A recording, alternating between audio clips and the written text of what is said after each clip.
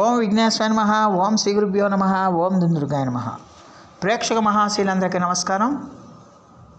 కుంభరాశికి చెందిన జాతకులకి ప్రస్తుతం ఏలినాటి శని జరుగుతుంది.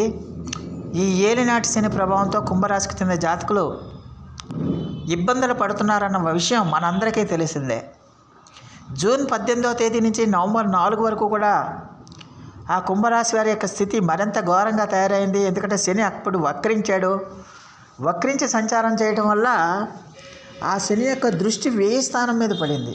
రాశికి 1000 స్థానం మీద పడటం వల్ల వాళ్ళకి అన్ని రకాలుగా కూడా ఇబ్బందులు, ఆర్థిక సమస్యలు, కుటుంబ సమస్యలు, సంతాన సమస్యలు, అలాగే వ్యాపార సమస్యలు, ఉద్యోగ సమస్యలు, ఇలా ఒక్కటేమిటి అన్ని రకాలుగా కూడా కుంభరాశి వారు చాలా వరకు ఇబ్బందులు పడ్డారు.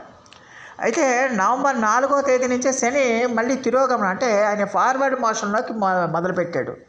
ఆ ఫార్వర్డ్ మోషన్లో మొదలుపెట్టి ఆయన కుంభరాశిలో సంచారం చేస్తున్నాడు.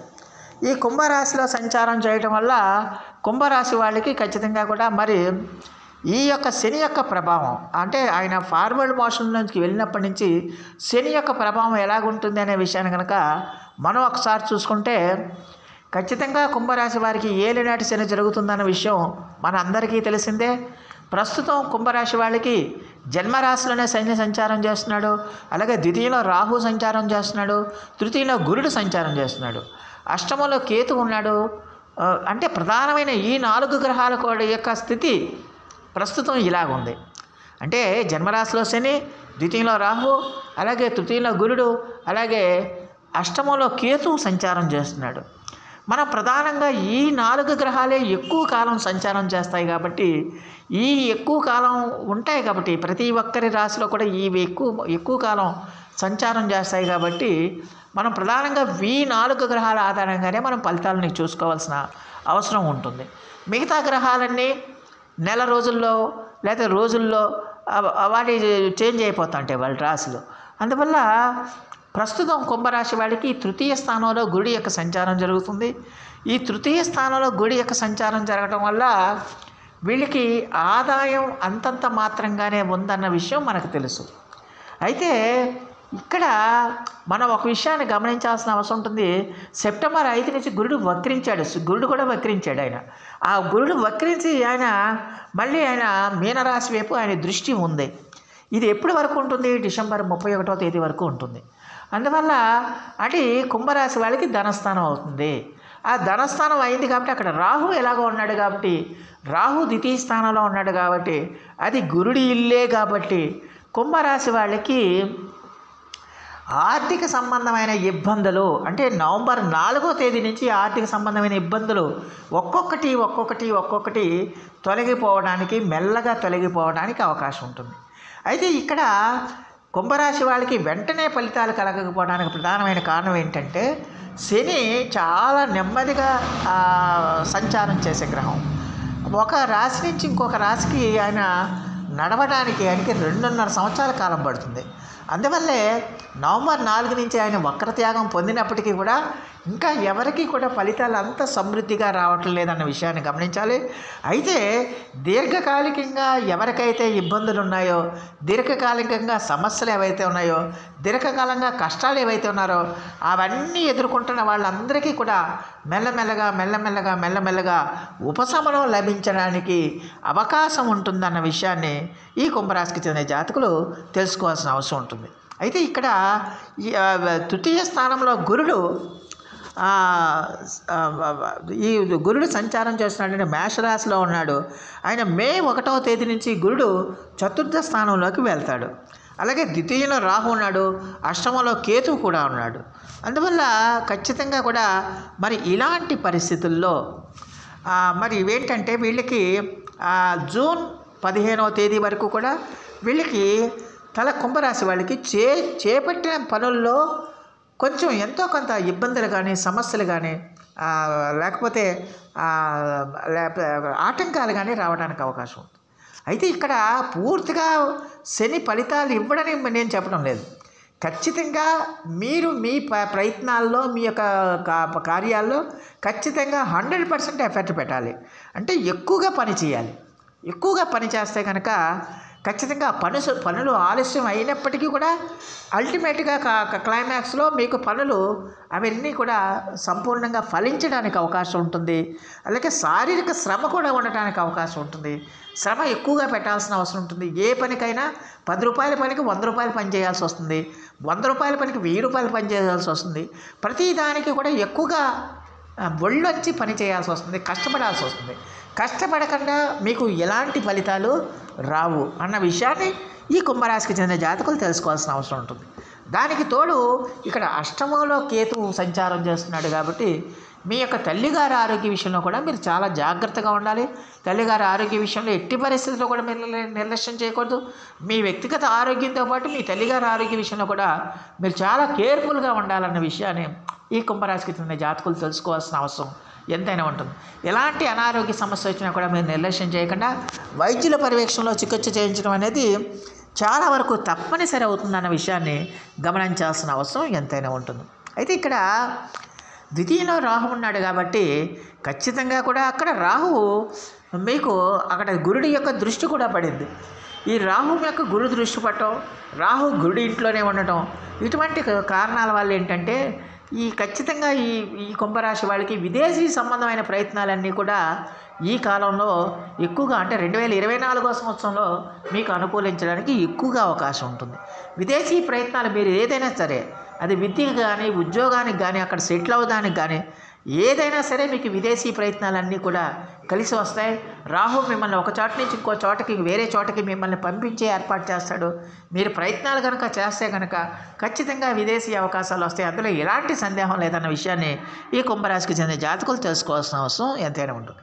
అలాగే రాహు మాయాగ్రహం, ఆయన మాయ చేసి మిమ్మల్ని ఒక మాయలోకి పడేస్తాడు. అందువల్ల అలాంటి పనులు అంటే మీకు కనిపించకుండా చేసే పనులన్నీ కూడా రాహు మీకు అలాంటి పనుల పట్ల మీకు సత్ఫలితాన్ని కలిగిస్తాడు. మనకు కనిపించకుండా చేసే పనులు ఏముంటాయి? ఆన్లైన్లో మనం పనులు చేస్తూ ఉంటాం, ఆన్లైన్లో మనం వ్యవహారాలు నడుపుతూ ఉంటాం. ఈ ఆన్లైన్లో చేసే ఆర్థిక సంబంధమైన పనులన్నీ కూడా మీకు సహకరించడానికి, మీకు ఆర్థిక ఉన్నతిని కలిగించడానికి ఎక్కువగా అవకాశం ఉంటుంది. ఆన్లైన్లో మార్కెటింగ్ చేస్తే ఆన్లైన్లో మార్కెటింగ్ ద్వారా కూడా మీకు అత్యద్భుతమైన ఫలితాలు రావడానికి ఎక్కువగా అవకాశం ఉంటుందన్న విషయాన్ని ఈ కుంభరాశికి చెందిన జాతకులు తెలుసుకోవాల్సిన అవసరం ఉంటుంది. అలాగే ఈ రాశికి చెందిన జాతకులకి ద్వితీయంలో రాహు ఉన్నాడు కాబట్టి ఖచ్చితంగా విదేశీ కంపెనీల్లో ఉద్యోగాలు రావడానికి, విదేశీ కంపెనీల్లో మీరు సెటిల్ అవ్వడానికి, విదేశీ కంపెనీలో విదేశీ సంస్థల్లో మీకు అవకాశాలు రావడానికి కూడా ఎక్కువగా అవకాశం ఉంటుందన్న విషయాన్ని గమనించాల్సిన అవసరం ఎంతైనా ఉంటుంది. అలాగే ఇక్కడ గురుడు మే 1వ తేదీ వరకు కూడా తృతీయ స్థానంలో ఉంటాడు ఈ కుంభరాశి వాళ్ళకి. మే 1వ తేదీ నుంచి ఆయన చతుర్థ స్థానంలోకి వెళ్తాడు. అంటే మే 1వ తేదీ నుంచి ఆయన ఖచ్చితంగా మరి చతుర్థ స్థానంలోకి వెళ్తాడు. ఈ చతుర్థ స్థానంలోకి వెళ్ళటం వల్ల ఖచ్చితంగా కూడా మరి కుంభరాశికి చెందిన జాతకులకి మరి అది దశమ స్థానం మీద దృష్టి పడుతుంది. అంటే దీని యొక్క దృష్టి అంటే ఈ గుడి యొక్క 9వ దృష్టి, ఈ గుడి యొక్క దృష్టి దశమ స్థానం మీద పడుతుంది. కాబట్టి ఖచ్చితంగా కూడా మరి ఈ రాశికి చెందిన జాతకులకి ఖచ్చితంగా కూడా మీ యొక్క ఉద్యోగాల్లో ఎవరైతే ఉన్నారో ఆ ఉద్యోగాల్లో ఉన్న వాళ్ళందరికీ కూడా ఖచ్చితంగా ఎంతో కొంత మీకు అభివృద్ధి కనిపిస్తుందన్న విషయాన్ని గమనించాల్సిన అవసరం ఎంతైనా ఉంటుంది. అంటే మీ దశమ భావం మీద ఈ యొక్క గురి యొక్క దృష్టి పడుతుంది. కాబట్టి ఆ దశమ భావం మీద దృష్టి పడటం వల్ల ఉద్యోగస్తులందరికీ కూడా ఖచ్చితంగా అద్భుతమైన ఫలితాలు ఉంటాయి. అద్భుతంగా యోగిస్తుంది, ఆదాయం పెరుగుతుంది, ఉద్యోగాల్లో ఉన్నతులు వస్తాయి, ప్రమోషన్లు వస్తాయి, ఇంక్రిమెంట్లు వస్తాయి. ఇలాంటివన్నీ కూడా జరగడానికి ఎక్కువగా అవకాశం ఉంటుంది. అది ఎప్పటి నుంచి అంటే మే 1వ తేదీ నుంచి అనే విషయాన్ని గమనించాల్సిన అవసరం ఎంతైనా ఉంటుంది. అలాగే ఈ రాశికి చెందిన జాతకులకి అష్టమంలో కేతువు కూడా సంచారం చేస్తున్నాడు కాబట్టి ఈ అష్టమంలో కేతువు సంచారం చేస్తున్నాడు కాబట్టి మీ యొక్క స్థిరాస్తులు ఏవైతే ఉన్నాయో ఆ స్థిరాస్తులకు సంబంధించి వాహనాలకు సంబంధించి కూడా మీరు ఖచ్చితంగా కూడా మీరు కొన్ని విషయాల్లో జాగ్రత్తగా ఉండాలి. అంటే వాహనాల్లో నడిపేటప్పుడు, వాహనాల్లో ప్రయాణాలు చేసేటప్పుడు టూ వీలర్స్ కానీ 4 వీలర్స్ కానీ నడిపేటప్పుడు, ప్రయాణాలు చేస్తున్నప్పుడు అన్నిటి విషయాల్లో కూడా ఖచ్చితంగా జాగ్రత్తగా ఉండాలి. అలాగే మీ స్థిరాస్తులకు సంబంధించిన వ్యవహారాల్లో కూడా ఖచ్చితంగా మీరు జాగ్రత్తగా ఉండాల్సిన అవసరం ఎంతైనా ఉంటుందన్న విషయాన్ని మరి ఈ కుంభరాశికి చెందిన జాతకులు తెలుసుకోవాల్సిన అవసరం ఎంతైనా ఉంటుంది. మొత్తం మీరు చూస్తే ఈ రాశికి చెందిన జాతకులకి మనం ఒక విధంగా మాట్లాడాలనుకుంటే మే 1వ తేదీ నుంచి వీళ్ళకి ఉద్యోగస్తులకి వాళ్ళకి చాలా వరకు అనుకూలమైన ఫలితాలు ఉంటాయి. అందులో ఎలాంటి సందేహం లేదు. ఇప్పుడు జనవరి నుంచి మే వరకు బాగోలేదా అంటే ఖచ్చితంగా బాగుంటుంది. ఎప్పుడు బాగుంటుంది? మీరు ఎక్కువగా దృష్టి పెట్టినప్పుడు, మీరు నిబద్ధతతో పనిచేసినప్పుడు, కష్టపడి పని చేసినప్పుడు, అలాగే కష్టపడి మీ యొక్క కార్యక్రమాలన్నీ కూడా పూర్తి చేసినప్పుడు, ఏది మీరు 100% ఎఫర్ట్ పెడితే కనుక ఖచ్చితంగా సానుకూలమైన ఫలితాలే వస్తాయి. కష్టపడకుండా నాకు డబ్బులు రావాలి, కష్టపడకుండా నా భవిష్యత్తు వెలిగిపోవాలి, కష్టపడకుండా నాకు అది రావాలి ఇది రావాలి అనుకుంటే మీకు ఏదీ రాదు. మీరు దైవ చింతనతో పాటు కష్టపడటాన్ని కూడా నేర్చుకోండి. ఈ 4 నెలల పాటు కూడా మీరు కష్టపడితే, సిన్సియర్గా ఎఫర్ట్ పెడితే ఖచ్చితంగా కుంభరాశి వాళ్ళకి ఈ 4 నెలల కాలంలో బాగానే ఉంటుంది. అలాగే మే 1వ తేదీ నుంచి ఇంకా బాగుంటుంది అన్న విషయాన్ని గమనించాల్సిన అవసరం ఎంతైనా ఉంటుందన్న విషయాన్ని గమనించాలి. అలాగే మరి ఈ రాశికి చెందిన జాతకులు ఖచ్చితంగా మరి ఇలాంటి పరిస్థితులు ఉన్నప్పుడు, ఇలాంటి శని జన్మరాశిలోనే సంచారం చేస్తున్నప్పుడు ఏలినాటి శని ప్రభావం అనేది ఖచ్చితంగా అది రాశ్యాధిపతి శని అయినప్పటికీ కుంభరాశి వాళ్ళకి ఆయన ఎప్పుడూ ధర్మమే. శని భగవానుడు అంటే ధర్మమే, నీతి నిజాయితీ, నేను పరా అనేది ఆ తేడా ఉండదు. ఆయన ఎవరికైనా సరే ఆ శని తన ప్రభావాన్ని చూపిస్తాడు. ఎవరికైనా కొడుకని తండ్రిని అదేమి ఉండదు, ఆయనకి అంతా సమానులే. అందువల్ల కుంభరాశి వాడికి రాశ్యాధిపతి శని అంత మాత్రాన శని భగవానుడు వాళ్ళకి వ్యతిరేక ఫలితాలు చూపించడమే కాదు, ఖచ్చితంగా కుంభరాశి వాళ్ళకి కూడా ఎంతో కొంత దాని ప్రభావం ఉంటుంది. ఏలినాటి శని ప్రభావం ఖచ్చితంగా ఉంటుంది. లేదని ఎవరైనా చెప్తే అది అంతా పచ్చి అబద్ధం అని మీరు తెలుసుకోగలరు. అందువల్ల ఖచ్చితంగా ఉంటుంది, ఎంతో కొంత ప్రభావం ఉంటుంది. అది వ్యక్తిగత జాతకాన్ని అనుసరించి కూడా మనం అంచనా వేయాలి. ఎంతో కొంత ప్రభావం ఉంటుంది కాబట్టి ఖచ్చితంగా మరి జాగ్రత్తగా ఉండాలి. మరి జాగ్రత్తగా ఉండాలంటే మనం ఏం చేయాలి? శనికి ఇష్టమైన పనులు ఏముంటాయి? శనికి ఇష్టమైన పనులు ఏంటి? ఆయనకి న్యాయంగా జీవించటం, ధర్మంగా జీవించటం, అలాగే ధర్మాన్ని పరిరక్షించటం, నీతిగా ఉండటం, ఇలాంటి పనులన్నీ కూడా శనికి ప్రీతిపాత్రం, ఆయనకి చాలా ఇష్టం. అలాగే పేదవాళ్ళకి అన్నదానం చేయటం, వృద్ధుల్ని ఆదరించటం, అలాగే అనాథల్ని ఆదరించటం, ఇలాంటి పనులు కూడా శనికి చాలా ఇష్టమైన పనులు. అందువల్ల ఈ ఏలినాటి శని అనుభవిస్తుంది కుంభరాశి వాళ్ళంతా కూడా, ఏలినాటి శని అనుభవిస్తున్న కుంభరాశి వాళ్ళంతా కూడా నేను చెప్పిన ఈ పనులన్నీ కూడా మీరు ఈ రోజు నుంచే మొదలు పెట్టండి.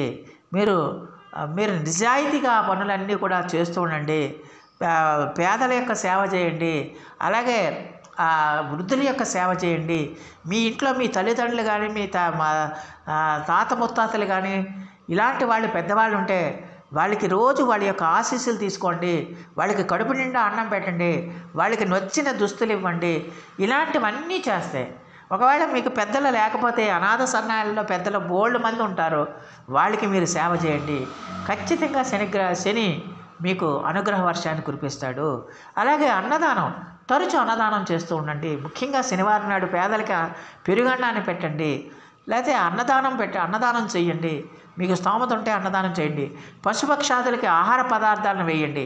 ఇలా చేయటం వల్ల కూడా మీకు ఖచ్చితంగా కూడా శని అనుగ్రహ వర్షం కురిపిస్తాడు. వీటితో పాటు మీరు ఎంత నిజాయితీగా ఉంటే అంత మంచిది, ఎంత న్యాయబద్ధంగా ఉంటే అంత మంచిది, ఎంత ధర్మబద్ధంగా ఉంటే అంత మంచిది అవుతుందన్న విషయాన్ని గమనించాలి. దానికి తోడు ప్రతిరోజు కూడా వెంకటేశ్వర స్వామి వారి యొక్క ఆరాధన చేయండి. ఎందుకంటే మనకి కలియుగ ప్రత్యక్ష దైవం ఆయనే. అందువల్ల మన ఎదుర్కొంటూనే ఉన్నాడు. మనకు చాలా దగ్గరలో తిరుమలలో కొండ మీద ఆయన వెలిసి ఉన్నాడు. ఆయన దగ్గరికి వెళ్ళండి, తరచూ వెళ్ళండి, ఆయన నామస్మరణం చెయ్యండి. ఒకవేళ తిరుపతి వెళ్ళలేని స్థితిలో మీరు ఉంటే, తిరుపతికి మీరు చేరుకోలేని స్థితిలో ఉంటే, ఓం నమో వెంకటేశాయ నమః అనే మంత్రాన్ని మీరు రోజు కూడా ఎన్నిసార్లు వీలైతే అన్నిసార్లు పఠించండి. అలాగే గోవిందనామాలు పఠించండి. అలాగే విష్ణు సహస్రనామ పారాయణం చేయండి. ఇలాంటివన్నీ చేయటం వల్ల ఖచ్చితంగా కూడా ఆ శని యొక్క తీవ్రత అనేది ఖచ్చితంగా తగ్గుతుందన్న విషయాన్ని తెలుసుకోవాల్సిన అవసరం ఉంటుంది. ఈ ఉపచర్యలన్నీ చేయటం వల్ల ఆ శని యొక్క తీవ్రత ఏదైతే ఉందో, ఏలినాటి శని ప్రభావం ఏదైతే ఉంటుందో ఆ ప్రభావం తగ్గి మీకు కొత్త శక్తి, ఒక కొత్త ఎనర్జీ మీ బాడీలోకి వచ్చి మీరు ఆత్మవిశ్వాసంతో ఆత్మబలంతో ముందుకు వెళ్ళడానికి దోహదపడుతుందన్న విషయాన్ని కుంభరాశికి చెందిన జాతకులంతా కూడా తెలుసుకోవాల్సిన అవసరం ఉంటుంది. కుంభరాశి వాళ్ళకి 2024 సంవత్సరం అనేది పరిస్థితులన్నీ కూడా అనుకూలంగానే ఉంటాయి. అందులో ఎలాంటి సందేహం లేదు. అయితే ఖచ్చితంగా నేను చెప్పినట్టుగా మే 1వ తేదీ వరకు కూడా మీరు కొన్ని విషయాల్లో జాగ్రత్తగా ఉండాల్సిన అవసరం ఉంటుంది. ఎక్కువగా కృషి చేయాల్సిన అవసరం ఉంటుంది. కృషి చేస్తే కనుక కృషి చేస్తూ న్యాయబద్ధంగా ధర్మబద్ధంగా ఉంటే మంచి పనులు చేస్తూ ఉంటే అసలు మీరు ఆలోచించాల్సిన అవసరమే లేదు. ఆ టైం మిమ్మల్ని అలాగ తీసుకెళ్ళిపోతుంది, మిమ్మల్ని అభివృద్ధిలోకి తీసుకెళ్ళిపోతుంది అన్న విషయాన్ని గమనించాల్సిన అవసరం ఎంతైనా ఉంటుంది. అలాగే ఈ రాశి వారికి ఖచ్చితంగా ఆరోగ్య విషయంలో కూడా ఆహారం విషయంలో మీరు జాగ్రత్తగా ఉండాలి. ఆహార నియమాలను పాటించాలి. మంచి ఆహారం తీసుకోవాలి. హెల్తీ ఫుడ్ని తీసుకోవాలి. అలాగే యోగా, మెడిటేషన్ ఇవన్నీ కూడా చేయాలి. సూర్య నమస్కారాలు చేయాలి. అలాగే ఈ రక్తపోటుకి సంబంధించిన సమస్యలు ఏమైనా ఉంటే వాటి పట్ల కూడా మీరు చాలా జాగ్రత్తగా ఉండాలి. అలాగే ఖచ్చితంగా కూడా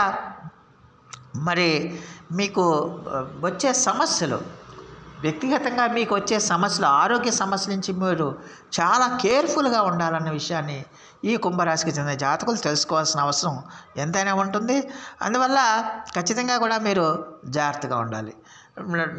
మే 1వ తేదీ నుంచి మాత్రం వీళ్ళకి గురుడు చతుర్థ స్థానంలో ఉన్నప్పటికీ కూడా ఆయన దృష్టి దశమ స్థానం మీద పడుతుంది కాబట్టి ఖచ్చితంగా కూడా చాలా అనుకూలంగా ఉండటానికి అవకాశం ఉంటుందన్న విషయాన్ని గమనించాల్సిన అవసరం ఎంతైనా ఉంటుంది. సో ప్రేక్షకులందరికీ కూడా ఒక మనవి, ఇప్పటి వరకు కనుక మీరు మా ఛానల్ కనుక సబ్స్క్రైబ్ చేసుకోకపోతే వెంటనే మా ఛానల్ని సబ్స్క్రైబ్ చేసుకోండి.